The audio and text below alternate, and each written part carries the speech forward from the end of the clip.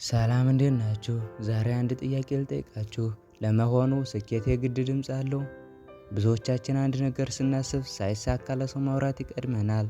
ይህንን ላደርግ ነው፣ እዚህ ጋር ልደርስ ነው እንላለን። ነገር ግን እውነተኛው ለውጥ የሚመጣው በጩኸት ሳይሆን በዝምታ ነው። ዛሬ በድብቅ ስለመለወጥ ጥበብ እናወራለን። ዓለም ውጤትን እንጂ ድካምህን ማየት የለባትም። ለምንድን ነው ለውጣችንን በድብቅ ማድረግ ያለብን? የቆየ ግንብ በዝምታ ይፈርሳል እንደሚባለው ሁሉ አዲስ ሕይወትን በዝምታ ይገነባል። አንደኛ፣ ሐሳባችንን ገና ሳይበስል ለሰው ስንናገር አእምሯችን የተሳካ መስሎት የመስራት ፍላጎቱ ይቀንሳል። ሁለተኛ፣ አትችልም የሚሉ የሰዎች አስተያየቶች ገና እየበቀለ ያለውን ተስፋችንን ሊቀጥፉት ይችላሉ።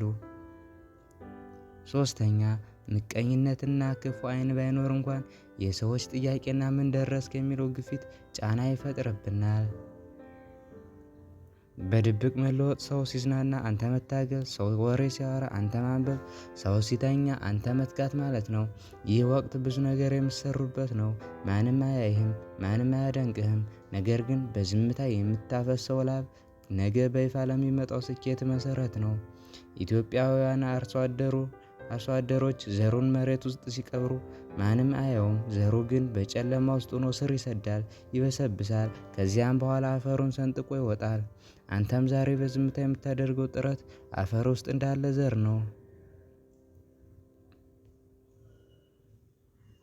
ከጥቂት ጊዜያት በኋላ ሰዎች ሲያዩ እንዴ ምን አግኝቶ ነው? እንዴት እንዲህ ሊለወጥ ቻለ? ይላሉ። አንተ ግን ፈገግ ብለህ ዝም ትላለህ። ምክንያቱም ያንተን የሌሊት ትጋት፣ ያንተን እንባ፣ ያንተን ብቸኛ ትግል ማንም አላየውም።